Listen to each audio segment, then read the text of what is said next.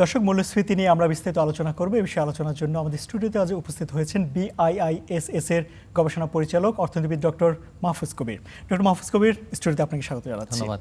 আমরা দেখেছি যে মার্চের সময় কিন্তু যে একটি উৎসব গিয়েছে, ঈদ উল ফিতর গিয়েছে, একই সঙ্গে বৈশ্বিক যে যুদ্ধ পরিস্থিতি এবং অর্থনৈতিক যে পরিস্থিতি, তাতে সারা বিশ্বের কিন্তু দ্রব্যমূল্য অনেকটা বেড়ে গিয়েছে।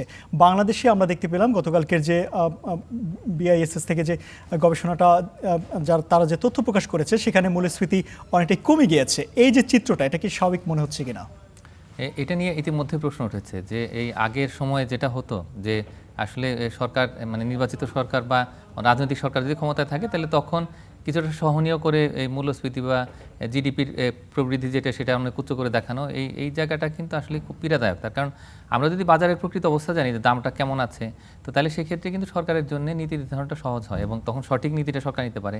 সেখানে বাজার ব্যবস্থাপনা রয়েছে, সেখানে যদি সাপ্লাই চেনে কোনো ডিসরাপশন থাকে তাহলে সেই জায়গাতে ঠিক করা এবং একই সঙ্গে যে আমদানিকৃত পণ্য যেগুলো আছে সেখানে শুল্ক হারটা আবার যুক্তিকরণ করা। তো এই বিষয়গুলো যদি বাজারের প্রকৃত চিত্র থাকে তাহলে সেক্ষেত্রে এগুলো সঠিকভাবে নেওয়াটা সহজ হয়। কিন্তু যদি আমরা এই চিত্র সঠিকভাবে না পাই, যেটা নিয়ে ইতিমধ্যে সন্দেহ তৈরি হয়েছে, তো তাহলে সেক্ষেত্রে কিন্তু সরকার যথেষ্ট ভালো পলিসি নিতে পারবেন না। এই মুহূর্তে তো সরকার খুবই উদ্বিগ্ন বিভিন্ন বিষয় নিয়ে। তার মধ্যে যে এই যে মধ্যপ্রাচ্যের যে যুদ্ধ, তেলের যে সংকট এবং একই সঙ্গে একটু প্রাইস অ্যাডজাস্টমেন্টের কথা চিন্তা করা হচ্ছে যে ঠিক আছে জ্বালানির দাম একটু সমন্বয় করা হবে। তাহলে সেক্ষেত্রে ইতিমধ্যেই স্থানীয় সরকার মন্ত্রী এবং অর্থমন্ত্রী গতকালকেও বলেছেন, মানে আজকেও বলেছেন, তারা কিন্তু বলছেন যে আসলে আমাদের হয়তো মূল্যস্ফীতি বেড়ে যেতে পারে। তো কিন্তু সেই জায়গাটাতে আমরা যদি ঠিক বাজারের প্রকৃত পরিস্থিতিটা না পাই, জানতে না পারি, তাহলে সেক্ষেত্রে কিন্তু এই পরিসংখ্যান দিয়ে কোনো লাভ নেই। তো সুতরাং এখানেই আমার একটা আপত্তি যে আমি নিজের থেকে আসলে এই যে পুরো যে পদ্ধতি, গবেষণা পদ্ধতি যেটা নিয়ে BBS আসলে মূল্যস্ফীতি উপাত্ত দেয়, তো সেটা নিজে দেখে পরীক্ষা করে সেটা কিন্তু আমরা ঠিক করে দিয়েছিলাম। তো এই উপাত্তগুলো মোটামুটি ঠিকই ছিল। হঠাৎ করে মার্চে এসে যেটা জনপ্রত্যাশা, জনগণ তো আসলে এটা ভুক্তভোগী, তো তারা যেটা চিন্তা করছেন দেখছেন, তো সেই তথ্যটা আসছে না। তো সেটা একটুখানি আমার কাছে মনে হচ্ছে যে এটা সঠিক হয়েছে কিনা, এটা একটা বিষয়। আর দ্বিতীয় বিষয়টা হচ্ছে যে একটু যদি খেয়াল করেন তাহলে দেখবেন যে এই ফেব্রুয়ারি মাসের কিন্তু প্রথম 20 দিনে রোজা ছিল না, কিন্তু রোজার সময় যে একটা মূল্যস্ফীতির চাপ ছিল, কিন্তু প্রত্যেকটা জিনিসের দাম বেড়ে গেছে ওই সময়টাতে। তাহলে শেষের যে 10 দিন আর এই পাশে হচ্ছে 20 দিন, তাহলে সেক্ষেত্রে মার্চে কিন্তু দামের একটু উল্লম্ফন হওয়ার কথা, মানে যদি গড়ের হিসাব করি প্রতিদিনের দামের, কিন্তু সেটাও আমরা কিন্তু দেখতে পাইনি। বাজার পরিস্থিতি তো আমরা দেখতে পাচ্ছিলাম যে বিভিন্ন পণ্যের হঠাৎ করে দাম বেড়ে যাচ্ছিল, যার প্রভাব তো আসলে পরিসংখ্যানে পড়ার কথা ছিল। তার কারণ এই মার্চ মাসে হচ্ছে 20 দিন যে সময়টাতে রোজা এবং ঈদ ছিল, এই সময়ে দাম একটু বেশি থাকার কথা। এরপরে যে 10 দিন সেখানে দামটা কিছুটা কমে গেছে, মানে গড়ে কিন্তু মার্চে এমনিতেই একটু জিনিসপত্রের দামটা বেশি হওয়ার কথা, বিশেষ করে খাদ্যপণ্যের দাম বেশি হওয়ার কথা। তো অন্যান্য পণ্যেরও দামটা বেড়ে গেছে। অনেক সময় যে ভাড়ার ক্ষেত্রে আমরা দেখতে পেয়েছি যে দ্বিগুণ আড়াই গুণ করে দাম ভাড়া নিয়েছে। তো সুতরাং এই বিষয়টা তো বাস্তবতা, তো আমাদের তো সেটা দেখতে হবে, দেখে তারপরে হচ্ছে সেভাবে আসলে একটা হিসাব দিতে হবে। তো আমার কাছে মনে হয়েছে যে এইটা একটা দিক। আরেকটা দিক যেটা আপনি প্রথমে বলেছেন যে সারা পৃথিবীতে দাম বেড়ে গেছে, কিন্তু আমাদের দেশের সরকার যেটি করেছে, তারা কিন্তু এমন একটা নীতি নিয়েছে যেখানে হয়তো সাবসিডি দেওয়া হচ্ছে, তো হয়তো আস্তে আস্তে তুলে নেওয়া হবে সাবসিডি বা কমানো হবে, কিন্তু তারপরেও এই মুহূর্তে কিন্তু এই তেলের দাম বাড়েনি, যেটা বিশ্ববাজারে বেড়ে গেছে। তেল মানে হচ্ছে ভোজ্য তেল বা অন্যান্য যে সমস্ত আমদানি করা খাদ্য, জ্বালানি তেলের দামও তো বাংলাদেশে বাড়েনি, যেহেতু অন্যান্য দেশে যদিও বেড়েছে। পাকিস্তানে দ্বিগুণ করা হয়েছে। তো এখন সেটা কিন্তু আমরা করিনি, সরকার কিন্তু অত্যন্ত ইতিবাচক পথে হাঁটছে, কিন্তু ব্যবসায়ীরা তো আর বসে নেই। দেশের ভিতরে যে সমস্ত খাদ্যপণ্যের যোগান, সেগুলোর ক্ষেত্রে দামটা এমনিতে বেড়ে গেছে মার্চ মাসে, সেটা আমরা জানি। তো এই অবস্থায় যদি আমরা প্রকৃত অবস্থাটা জানতে পারতাম, এবং BBS এর কাছ থেকে তো সেটাই প্রত্যাশা, তো তাহলে সেই ক্ষেত্রে কিন্তু এই সরকার বাজারের নীতিটা কেমন হবে, ব্যবস্থাপনা কেমন হবে, আমদানি পণ্যের কতটুকু কোথায় কী করবে, তো সেই বিষয়গুলো কিন্তু জানাটা সহজ হতো বা করাটা সহজ হতো। তো আমার কাছে মনে হচ্ছে যে এই জায়গাটাতে তথ্যের হয় ঘাটতি আছে, নাহলে কোনো একটা কিছু আছে যেটার কারণে আমরা দেখতে পাচ্ছি যে এই যে মার্চ মাসে বিগত সময় তো আমরা দেখেছি BBS এর অনেক গবেষণা নিয়ে বিভিন্ন জায়গায় প্রশ্ন উঠেছে। এভাবে যদি গবেষণা নিয়ে প্রশ্ন ওঠে তাহলে আসলে সাধারণ মানুষের BBS এর গবেষণার প্রতি আস্থা থাকবে কিনা? আমরা এই অন্তর্বর্তী সরকারের সময় অনেকগুলো বৈঠক করেছি তাদের সাথে, এবং অনেক সংস্কার কিন্তু হয়েছে এই যে পদ্ধতির দিক থেকে, যেমন জিডিপির ক্যালকুলেশন সেটার পদ্ধতি, তারপরে মূল্যস্ফীতি, অন্যান্য অনেকগুলো যে তাদের জরিপ আছে সেগুলোর পদ্ধতি, তো সেগুলো নিয়ে আমরা অনেক ডিটেলে কথা বলেছি এবং অনেক খোলামেলা আলোচনা হয়েছে। তারা স্বীকার করেছেন যে আগে কিন্তু অনেকটা যে রাজনৈতিক চাপ সেগুলো ছিল বাড়ানো কমানোর বিষয়, কিন্তু এখন সেই অবস্থাটা নেই। এখন যদি শতপ্রণোদিত হয়ে কেউ কিছু করে বা কোনো ভুল থাকে কোথাও, আমি ধরে নিলাম যে তারা ইচ্ছা করে করেনি, তারা ভুল করেছে, কিন্তু ভুলের খুব দ্রুত সংশোধন হওয়া দরকার। এরকম একটা সেন্সিটিভ, খুবই একটা স্পর্শকাতর যে উপাত্ত বা পরিসংখ্যান, সেটা নিয়ে কিন্তু আরেকটু যাচাই বাছাই করে আসলে এই তথ্যটা দেওয়া উচিত কারণ এই ছিল। তথ্যের উপর তো সরকারের অন্যান্য আরো কিছু সিদ্ধান্ত আসলে নির্ভর করে। অনেকগুলো সিদ্ধান্ত। এক হচ্ছে যে আমদানি পণ্যের ক্ষেত্রে শুল্কের যে যৌক্তিকীকরণ, সেটা একটা বিষয়। আমদানির সিদ্ধান্ত গ্রহণ, যে কোন কোন পণ্য যা আসলে অগ্রাধিকার ভিত্তিতে নিয়ে আসবে। তারপরে একই সঙ্গে দেশের বাজারের পরিস্থিতি, সরবরাহ কেমন রয়েছে, সেখানে কোনো কনস্ট্রেন্ট আছে কিনা সাপ্লাই চেনে, এবং একই সঙ্গে যে কোন কোন ধরনের পণ্যের দাম বাড়ছে, বিশেষ করে যে খাদ্যপণ্য যেগুলো, সেগুলোর দামটা কিন্তু বাড়তি ছিল মার্চ মাসে, এবং আমরা দেখতে পেয়েছি যে আসলে ক্রেতারা খুবই নাভিশ্বাস হচ্ছে, তাদের মধ্যে তারা অসন্তোষ প্রকাশ করছেন। কিন্তু তারপরেও এটা ছিল। তো এখন সেইটার প্রকৃত চিত্র যদি না পাওয়া যায় এখানে, আর একই সঙ্গে কিছু যেমন নিম্ন আয়ের মানুষ আছেন, সীমিত আয়ের মানুষ যারা অভাবী, তাদের কিছু পণ্য আছে খাদ্যপণ্য, সেগুলোর দাম স্পেশালি বেড়ে গেছে। তো এখন ওই পণ্যগুলোর আলাদা বাস্কেট করেও যদি আমরা হয়তো জানতে পারতাম যে গরিব মানুষের যে খাদ্যপণ্য বা অন্য পণ্য, তো সেগুলোর দামের অবস্থাটা কী, তাহলেও সেক্ষেত্রে এই যে সরকার তো এই মুহূর্তে অনেকগুলো সামাজিক নিরাপত্তা কর্মসূচি করছেন। তো এখন তারা সরকার কিন্তু এই চাপের মধ্যে থেকেও রাজস্ব যে ঘাটতি, সেখানে সেটা মোকাবেলা করে হলেও এইখানে কিন্তু আলাদা করে একটা নীতি গ্রহণ করতে পারতেন। তো সুতরাং সঠিক তথ্য, সঠিক পরিসংখ্যানটা খুবই গুরুত্বপূর্ণ, এবং সেটার জন্য এই বিবিএসের সবসময়ই খুবই অবজেক্টিভ থাকা উচিত।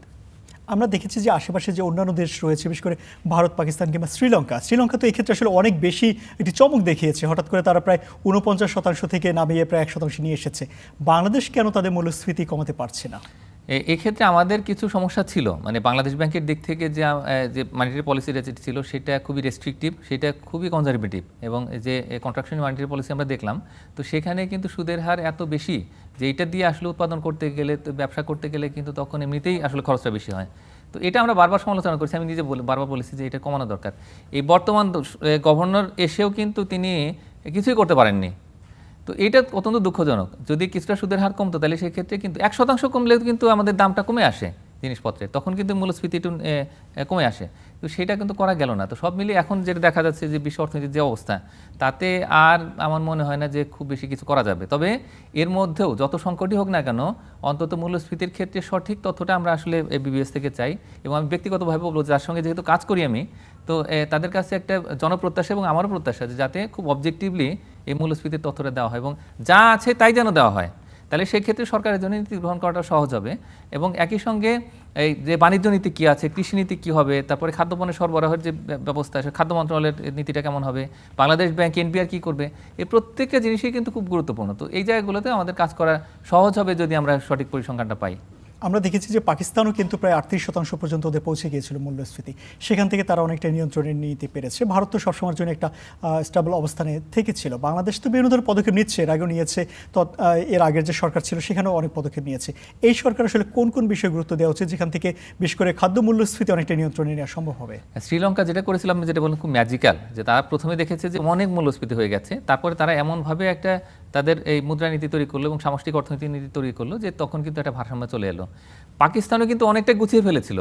এখন কিন্তু হঠাৎ করে তারা যেহেতু কাতারের উপরে অতিমাত্রায় নির্ভরশীল এই গ্যাসের জন্য, এবং তেল তাদের আসে তো মধ্যপ্রাচ্য থেকে, তো এই কারণে কিন্তু তারা সামাল দিতে পারছে না। তারপরে চেষ্টা করে যাচ্ছে। ভারত যেটা করেছে, তারা কিন্তু খুবই ব্যালান্সড একটা ম্যাক্রো পলিসি তারা তৈরি করেছে, এবং কেন্দ্রীয় ব্যাংকের নিয়ন্ত্রণ কিন্তু খুবই কঠিন। বাংলাদেশে যেটা হয়েছে, আমরা খুব টাইট মনিটারি পলিসি করেছি, এবং একই সঙ্গে সেটা লম্বা সময় ধরে চালানোর পরে যেটা হয়েছে যে ব্যবসায়ীরা অনেকটা হতাশাগ্রস্ত হয়েছেন। তারা উৎপাদন খরচ কমাতে পারছে না, ব্যবসার খরচ কমাতে পারছেন না। তো এই জায়গাতে আমি মনে করি যে খুব দ্রুত এই যে সুদের হারের বিষয়ে সিদ্ধান্ত নিতে হবে সরকারকে, এবং সেটা যেহেতু উনি ব্যবসায়ী, তিনি নিজে তো ভালো বোঝেন গভর্নর যে আসলে কী করতে হবে।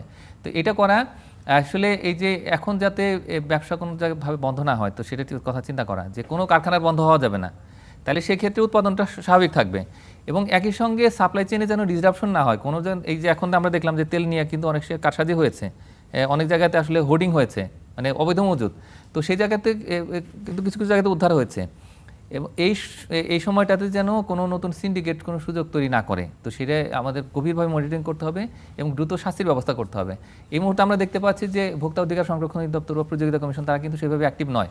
তো এখন কেউ কেউ হয়তো এরকম চিন্তা করতে পারে যে সিন্ডিকেট করে বাজারে আরও বেশি অস্থিতিশীলতা তৈরি করা, সেদিকে নজর দিতে হবে। এবং একই সঙ্গে আমাদের একটা অন্তর্বর্তীকালীন, মানে অন্তত 3 থেকে 6 মাসের একটা পলিসি দরকার, মানে ম্যাক্রো পলিসি, যেটার মধ্যে আমাদের সর্বোচ্চ গুরুত্ব পাবে হলো যে মূল্যস্ফীতি নিয়ন্ত্রণের মধ্যে রাখা, যতটা সম্ভব কম রাখা। আমাদের ধারণা আছে যে না ঠিক আছে, হয়তো মূল্যস্ফীতি বেড়ে যেতে পারে, কিন্তু যতটা সহনীয় রাখা যায় সেটার জন্য যদি সাবসিডি দিতে হয় বা অন্য কোনো ধরনের হয়তো নীতিগত সহায়তা দেওয়া দরকার হয়, তাহলে সে দিতে হবে। প্রবৃদ্ধি কিছুটা কম হলো কোনো সমস্যা নেই, সেটা নিয়ে কিন্তু সাধারণ মানুষের খুব একটা মাথা ব্যথা নেই। কিন্তু আমাদের প্রয়োজন হচ্ছে যে মূল্যস্ফীতি যাতে নিয়ন্ত্রণের মধ্যে থাকে, অসহনীয় যেন হয়ে না যায় সেটা নিশ্চিত করা। এর সাথে আরেকটা কাজ করতে হবে, সেটা হলো যে কিছু ফুড সাপোর্ট প্রোগ্রাম দিতে হবে। যদিও সরকার দিক থেকে 3টা মেজর যে প্রোগ্রাম আছে চালু করেছে, একটা হলো যে এই যে কার্ড, ফ্যামিলি কার্ড এবং একই সঙ্গে কৃষক কার্ড, এর পাশাপাশি খাল খনন কর্মসূচি। কিন্তু আমাদের এখন এই যে যদি সামনে বিপদ আসে, যে বলা হচ্ছে যে ঢাকা শহর থেকে 2 কোটি মানুষ চলে যেতে পারে, ইভেন 20 লাখ মানুষও যদি যায়, এই রিভার্স মাইগ্রেশনটা হলে কিন্তু এই ঢাকার অর্থনীতিটা যে ইনফর্মাল ইকোনমি বেসড একটা ইকোনমি, তো সেটা কিন্তু অনেকটা অচল হয়ে যাবে। মানে পুরো ইকোসিস্টেমের উপর কি আসলে একটা বিশাল একটা চাপ তৈরি হবে, মানে এলোমেলো হয়ে যাবে ঢাকা শহর, এই দেশের যে প্রাণকেন্দ্র, সেটা আমরা চাই না। এটার জন্য আমাদের এখন প্রস্তুত থাকতে হবে, একটা বড় ফুড বাস্কেট নিয়ে একটা কিন্তু আমাদের বাফার স্টক থাকতে হবে এই যে খাদ্যপণ্যের, যে এই গরিব মানুষের হাতে যেন আমরা তাদের বিপদের সময় খাবারটা তুলে দিতে পারি। তো সেটার অবশ্যই একটা আমাদের পরিকল্পনা থাকতে হবে, এবং এর জন্য যদি প্রয়োজন আমদানি করতে হয় পণ্য, মানে খাদ্যপণ্য, সেটা করতে হবে। তো এই ধরনের কিছু ক্রাশ প্রোগ্রামের কথা মাথায় রেখে আমরা যাতে আমাদের নীতিটাকে সাজাই, এবং অন্য বিষয়গুলো আমাদের চলবে পাশাপাশি, কিন্তু এগুলো নিয়ে আমার মনে হয় যে আসলে এই অসহায় দুস্থ মানুষ যারা আসলে ভয়ে আছেন যে কী হবে, তো তাদের পাশে থাকার জন্য একটা সরকারের অবশ্যই ডিটারমিনেশন দরকার। আচ্ছা, আমরাও আশা করছি যে সরকার এই ধরনের পদক্ষেপ নেবে। আপনাকে অসংখ্য ধন্যবাদ এই স্টুডিওতে আমাকে সময় দেওয়ার জন্য। ধন্যবাদ।